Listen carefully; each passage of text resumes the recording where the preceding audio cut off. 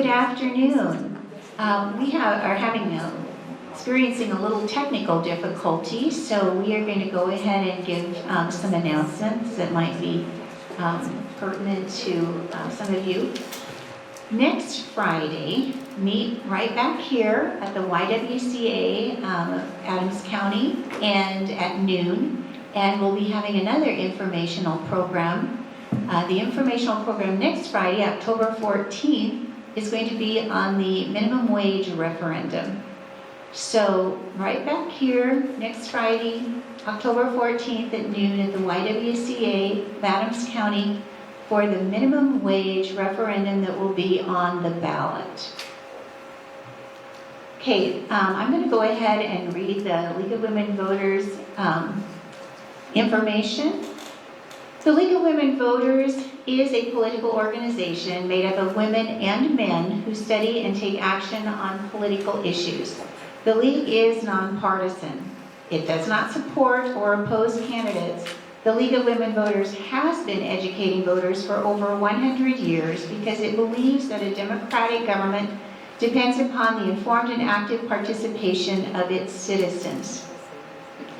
We are the League of Women Voters of Hastings. And to start off our program today, I would like to thank our sponsors. Our co-sponsors are the Adams County YWCA and the Hastings Public Access Channel. We'd like to thank the Adams County YWCA for allowing us to use their facility and for all of their technical things that they allow us to use. And we would like to thank the Hastings Public Access Channel for videotaping and broadcasting our program. If you receive Spectrum, if you are a Spectrum customer, it is on channel 181. If you are an Allo customer, it is on channel 16. And that is broadcast during the Hastings League of Women Voter of Hastings time slot. And there's like 4. There's one on Tuesday, one on Friday, one on Saturday, and there's one at another time that I'm not remembering right now. Should we go ahead and... How are we doing, Deb? He's still describing a little problem here, so. Elaine, I also just learned that you can get onto the Hastings Public Access Channel through the Chamber of Commerce site for people who don't have those two that you need.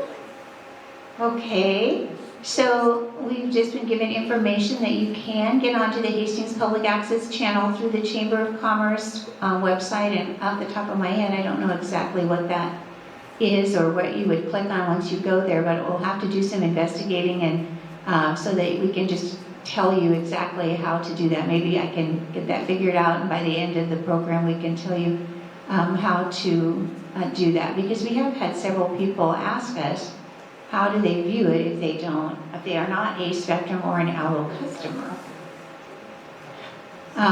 Another thing that the League of Women Voters does is to register voters. And so we are excited to have several opportunities coming up where voters will be able to be registered. So keep watching for those.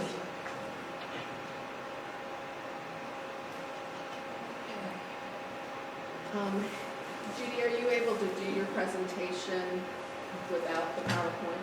No, Okay. I can't, unfortunately. Do you want me to go? Well, she needs the PowerPoint also. Okay. Slowly come up. Let's see. Is that looking good, Deb? Well, I could do probably as soon as this comes up, I think the state one will be easier for me to pull up. I'm sorry, I did not bring that. It was up and then it died on me. Sorry. Okay. Here's Deb. Okay, we're having some technical difficulties, so we'll have to have a brief pause here. That's okay.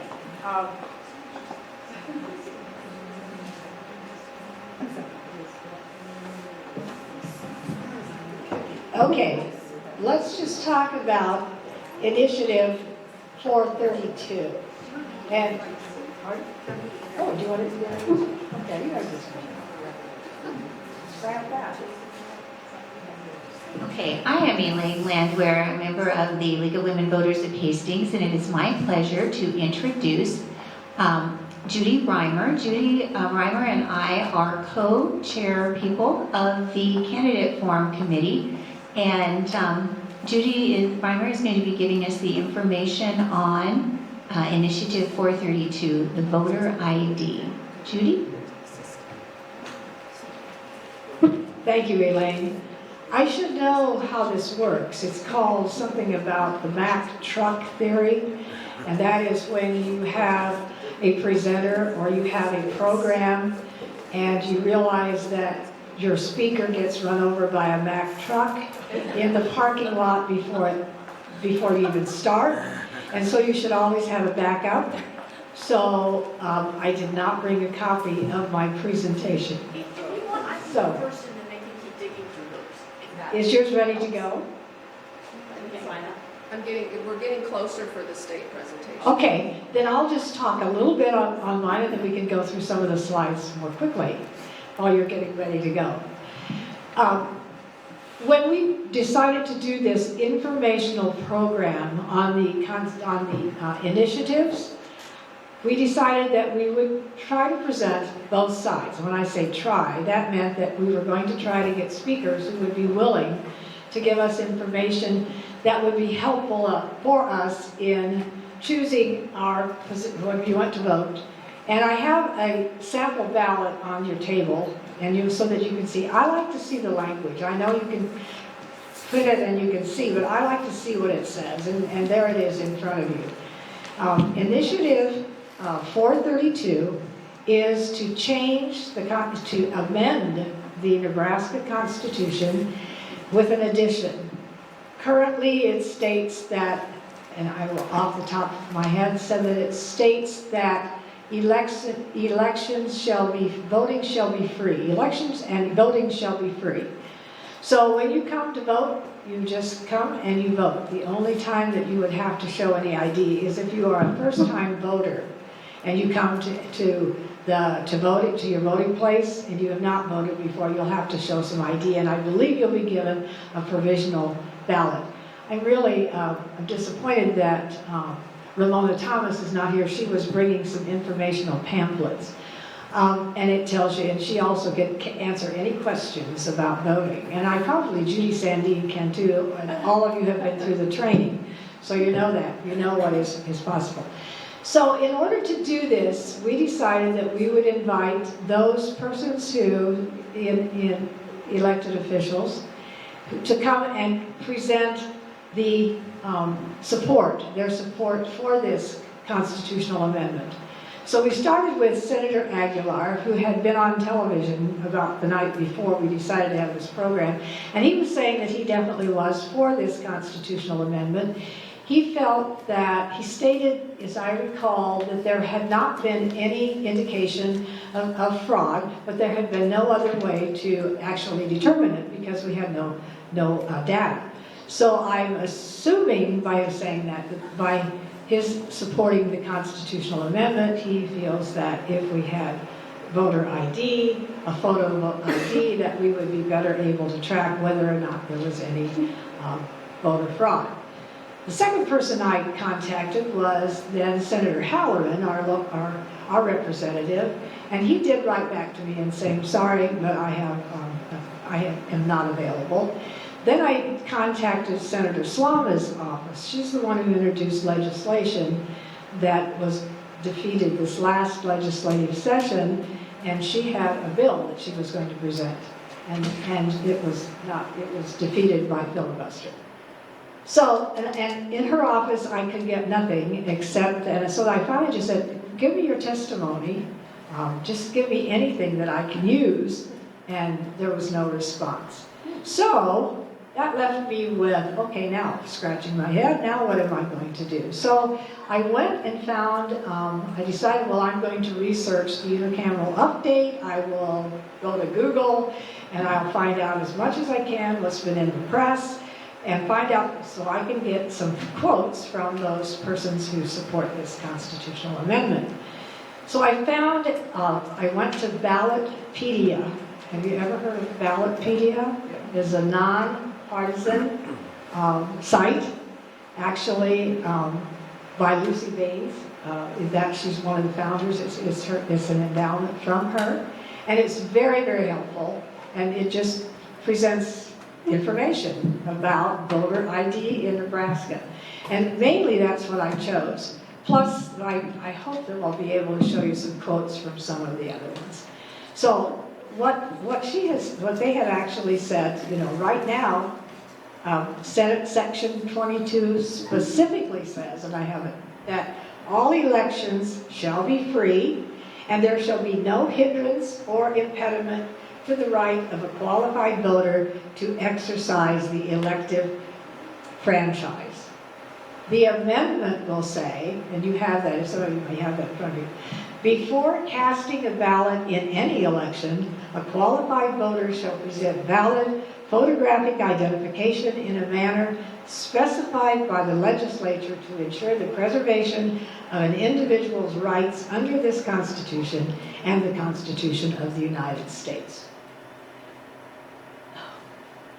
So, with that said, that's the introduction to the initiative and to the constitutional amendment, and it looks like we will be going to the other side, and then I will present the support when Mary Lee is finished. Could you just go back 1 second? Oh, yeah.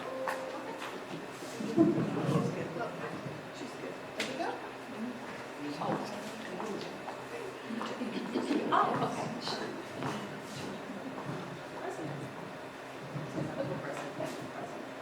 Okay, I'm thinking here, jumping to the mic already. Mary Lee,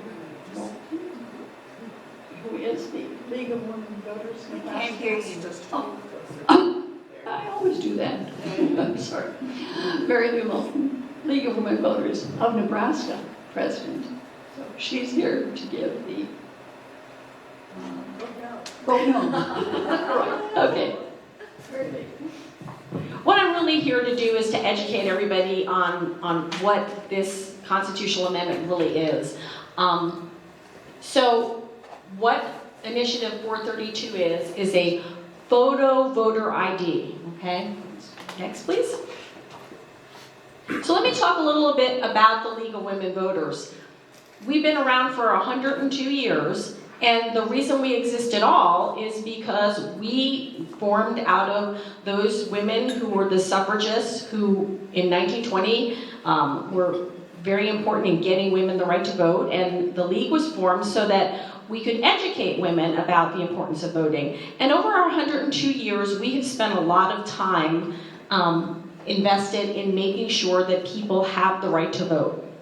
And so it's very important to us, and while the League does not take positions, we're nonpartisan, we don't take positions on candidates, we don't take positions on parties, but we do take positions on issues. But we're really serious about it, and we study it.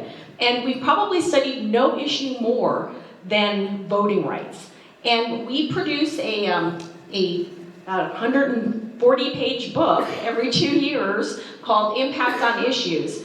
And right from our impact on issues, it states that the League of Women Voters of the United States that believes that voting is a fundamental right that must be guaranteed. And that's why we take this position against voter ID, because it interferes with a fundamental right. Next, please. So as part of our analysis of laws that have come up over the last 100 years, we took a look at voter ID, and in 2007, we took a position that we would oppose state legislation that would require documentary proof of citizenship or a picture ID to register as well to vote. So that is the position that the League has taken since 2007. So this is, very much publicized. We have been promoted this position for a long time, and that's why we're in opposition to this constitutional amendment. Next, please. So, what this all hinges on is that voting is a right, not a privilege. I've given this presentation to other groups, and at some of these other groups, I get the hand raised and they say, well, why shouldn't we have voter ID? I need to show my ID to get on a plane. There is no constitutional right to get on a plane, okay? That's a privilege, it's not a right, okay? So voter ID in this country is an answer in search of a problem. This is not a problem in the United States, and I'm going to go a little greater into depth about kind of the true facts of what's going on with voting. Next, please. Okay, so statistically, in Nebraska, in the past 50 years, there have been 25 million ballots cast in primary and general elections, right? The number of voter impersonations that anyone can remember has been 0, right? The voting impersonation, right, is a class 4 felony. If you impersonate someone and vote in Nebraska, and it's this way in pretty much every state across the country, you're going to go to jail for 2 years and be fined $10,000. This is serious stuff. So do you think most people are going to want to take that chance anyway? Right? So basically, this isn't an overriding issue. Next, please. And no one makes this clearer than our own Secretary of State, Bob Evnen. He has created an entire PowerPoint that he has on the Secretary of State's website that talks about the fact that there was no voter fraud in Nebraska in the 2020 election. It didn't exist. It was, in fact, the 2020 election was probably the best run election in the history of the state. And he'll be the first to tell you that. So Bob Evnen, even though he supports this constitutional amendment, admits himself that there is no voter fraud in Nebraska. All right, next please. So who is this going to impact, 432? Well, highly young mobile people.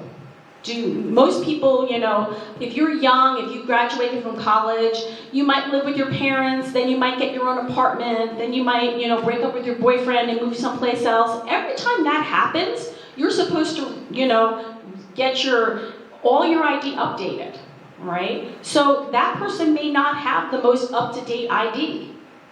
Low-income residents. It costs money not only to get an ID, but it costs time to get an ID.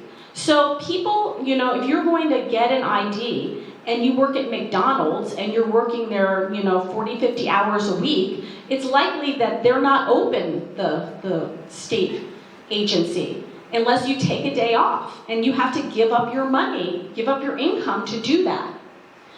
Many women don't have ID. Differently abled persons, it's very hard if you are differently abled to, to get places. So that's very difficult also. And then many members of minority communities, they do not necessarily own a car. The bus route may not take them past where the state agency is. So there's a cost involved. It's $29 right now to get an ID in Nebraska. So it's open to question. It doesn't say anywhere in the amendment who's going to pay for this ID. If you don't have a driver's license, you don't have a car, you wouldn't normally get an ID for Nebraska. So in addition, these DMVs that give out the licenses, they have really crazy hours. I don't know how many people have gone to get a driver's license or renew a driver's license. Someday you have to take the whole day off of work to do it.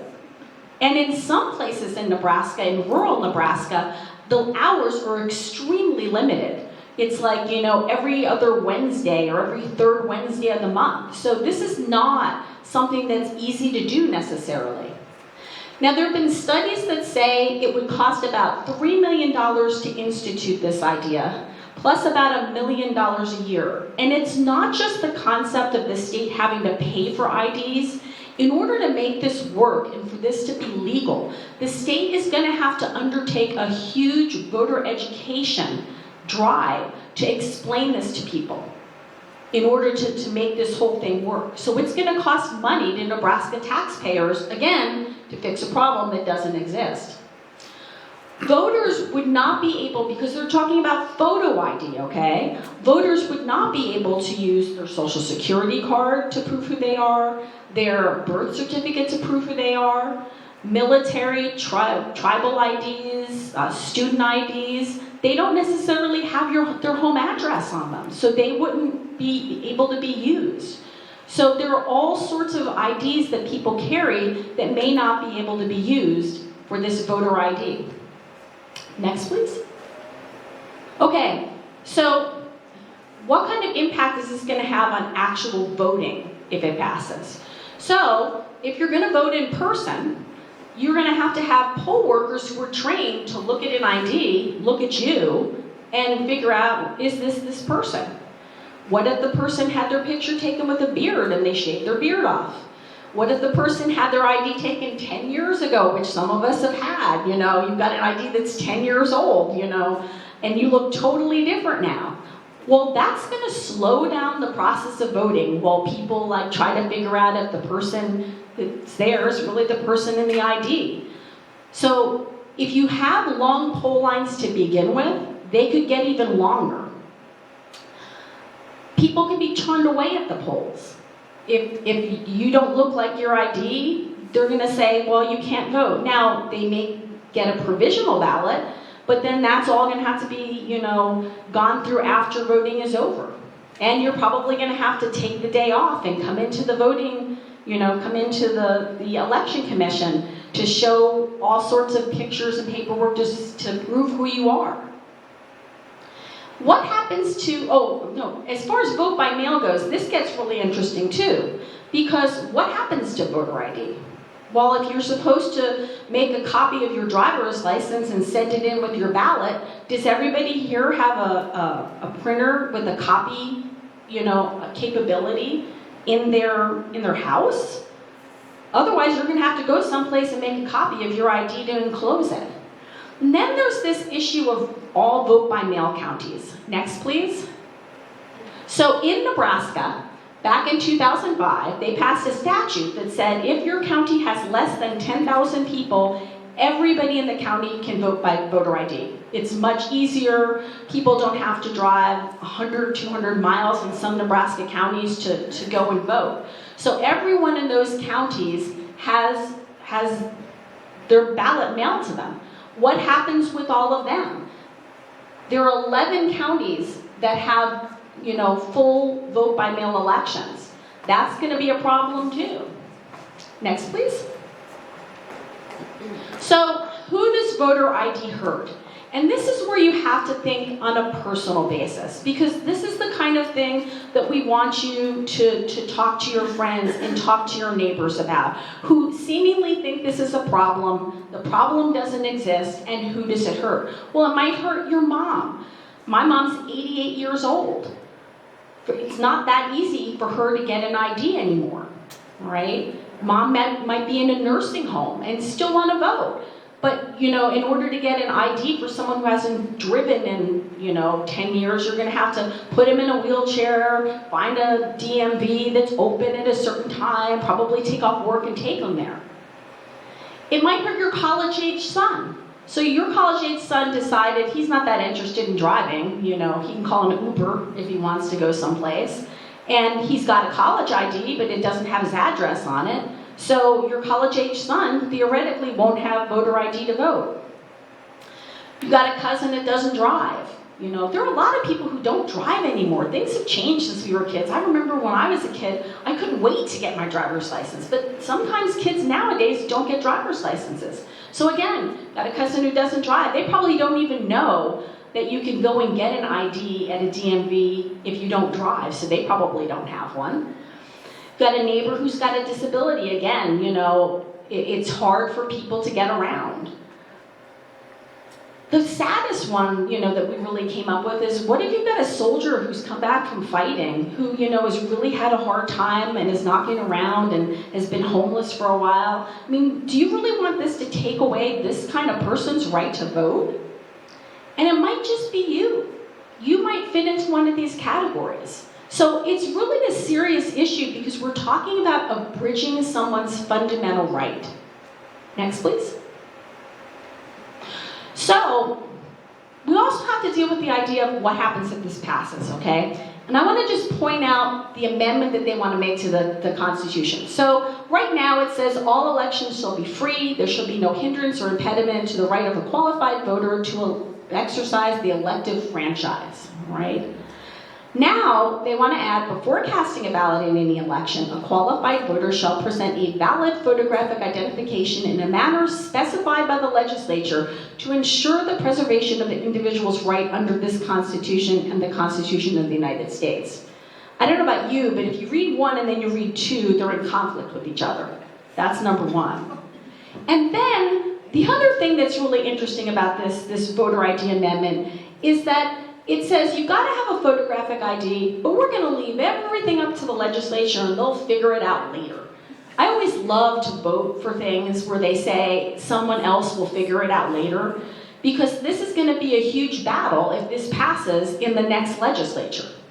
Next slide.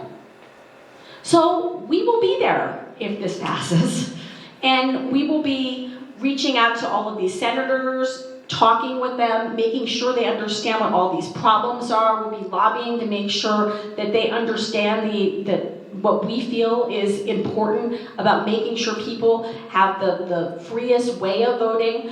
We go and we testify at hearings, and I don't know if everyone in the room understands this and who are joining us today on public access, but in Nebraska, every single law gets a public hearing.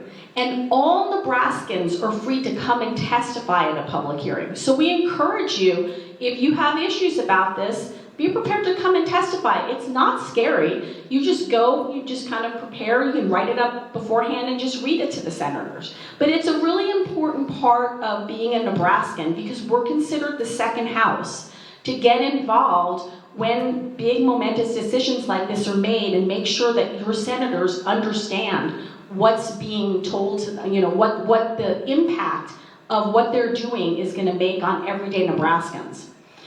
Also, you can write letters to your newspapers, to your local newspapers, and we would encourage a filibuster if necessary to make sure that that all of these issues are going to be, dealt with in the legislature. And we are likely to have a rally in the Capitol too. So, look for us to be in touch with you, to give you more information, because that's what the League's about. It's about giving voters information so they understand what their rights and responsibilities are and how they can take action. So the first action, I think you can go one more slide.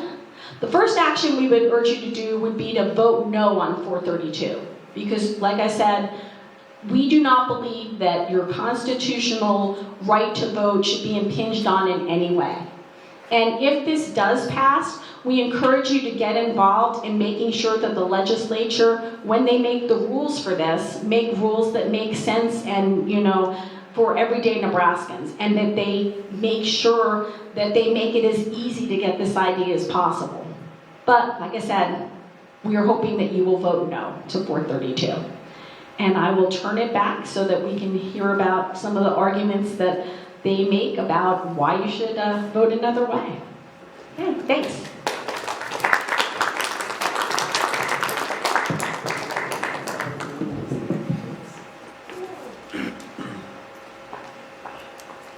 All right. Hi, Ramona. Thank you for coming. Would you just like to pass those out? Can you, I hopefully have, I don't know if I ran off enough. Well, We haven't got our official pamphlets yet, but I have an electronic copy.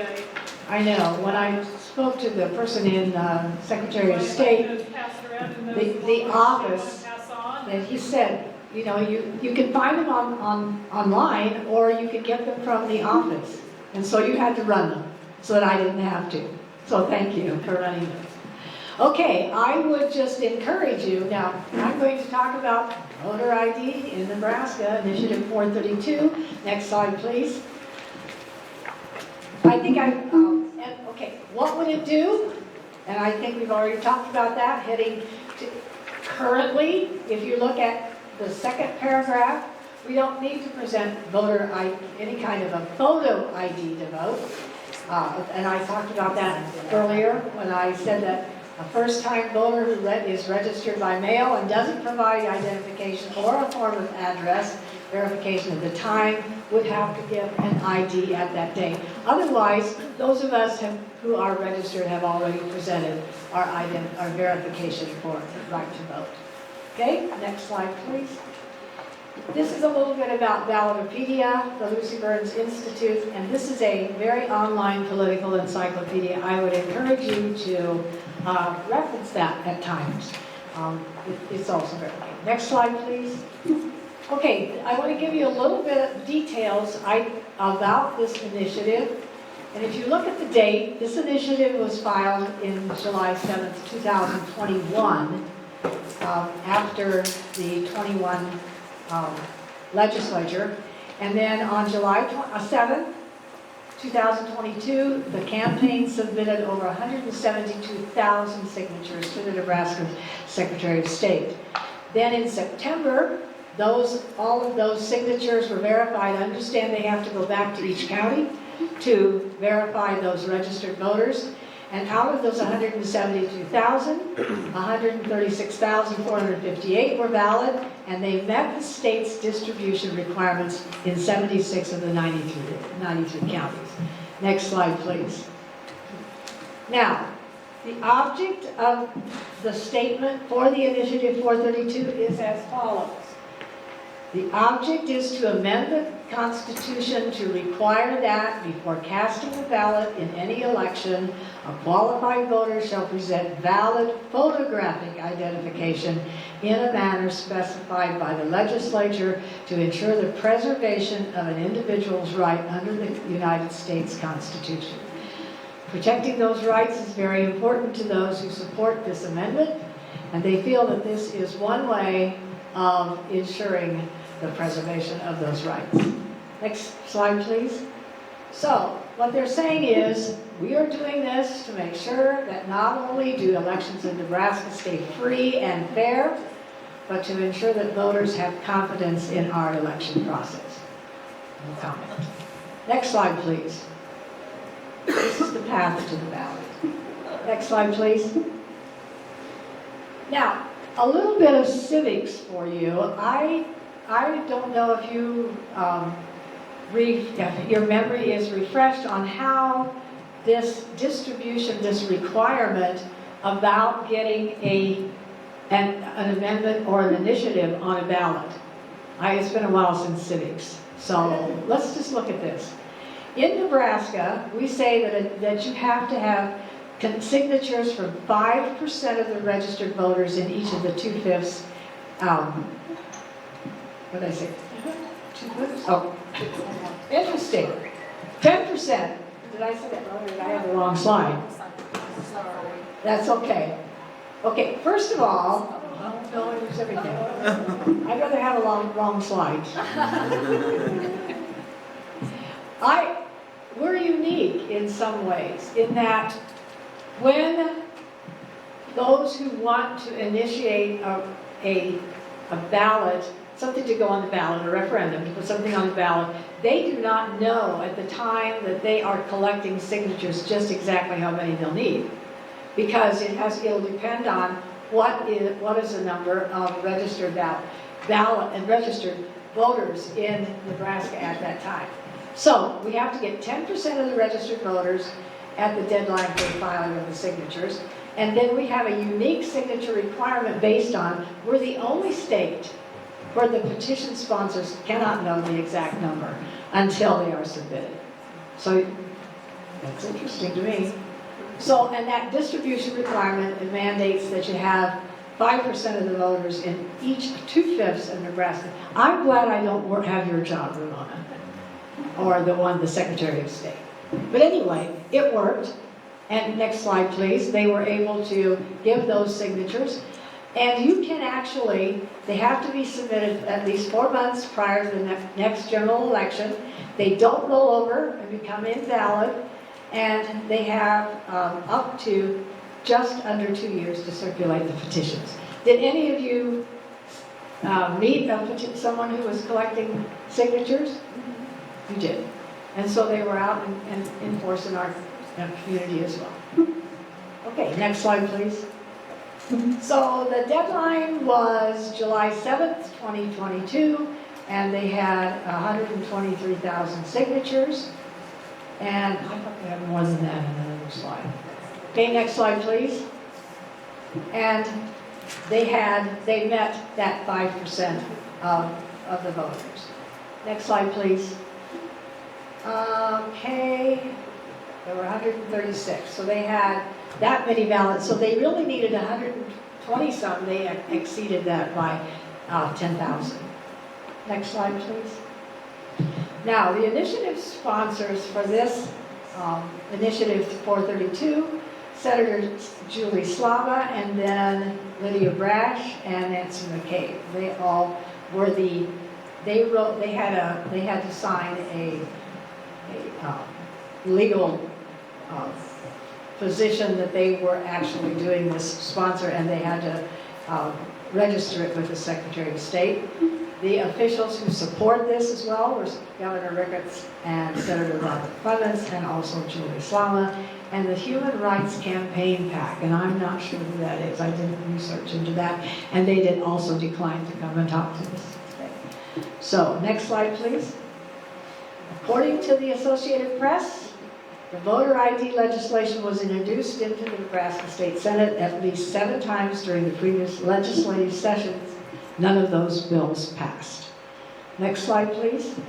So, Senator Slava says, it's very clear to her that we want voter ID, and the special interests do not. And so they may have influence in the Capitol, but the voters and the Nebraska second house will have the last word, and that's why we're taking it to the people. That was her position, and that is her support for being involved in this referendum. Next slide, please. She said it's time to take it to the people, and she acknowledged that we have no history of voter fraud, but she said that constituents in her rural conservative area wonder why the state doesn't have a measure that's Republican orthodoxy elsewhere. And this is from an AP article. Next slide, please. Governor Ricketts says that showing an ID when they go to vote is one of the ways that we can strengthen the integrity of our elections. Next slide, please. Doug Kagan, who is president of the Conservative Nebraska's Taxpayers for Freedom, he says, quote, every year there are more states that pass some kind of voter ID law. It's kind of an anomaly that we haven't passed one. Next slide, please. As of 2022, there are 21 states who require a photo ID in person, and there are another 14 states who have a non-photo ID, and also Nebraska was one of the 15 states without one. Next slide, please. If you look at this, there's a breakdown in a map. I think it's purple on here. Those are the ones that require a photo ID. The gold is the ones that have some kind of an ID, and the green, or striped ones, are the ones that have no requirements at the voting, at the time you go to cast your ballot. Next slide, please. Okay, just to review that we don't have to present identification when voting. A first-time voter by mail, and if you register by mail and you didn't provide identification, you'll be asked for an ID on election day. Is that correct, Ramona? Next slide, please. And in case you are wondering what it requires to be a registered voter, you have to have a current and valid photo ID already before you become a registered voter.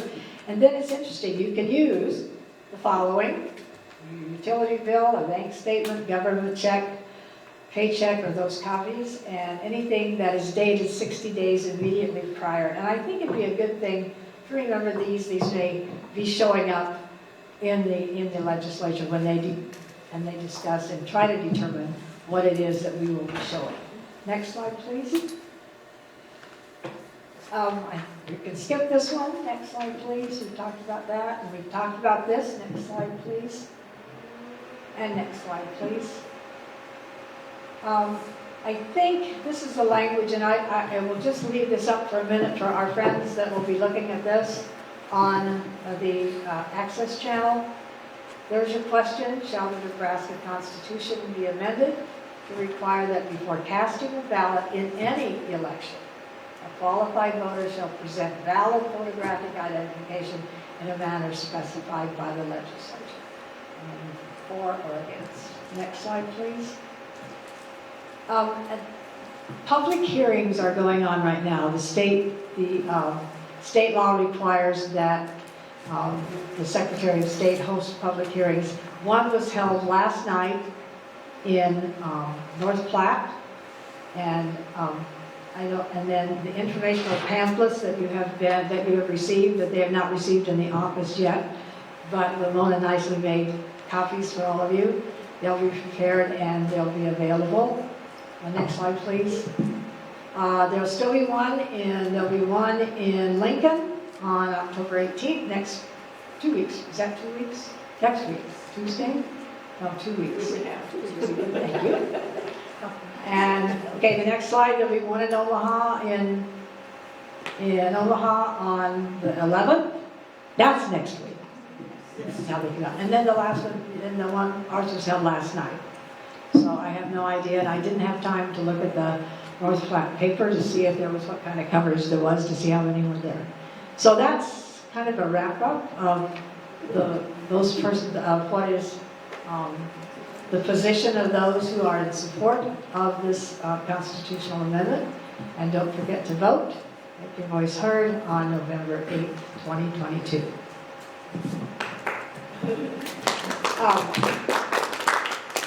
That's enough for that. If you have any questions, you can turn that off. We're finished recording. Are you done? Good.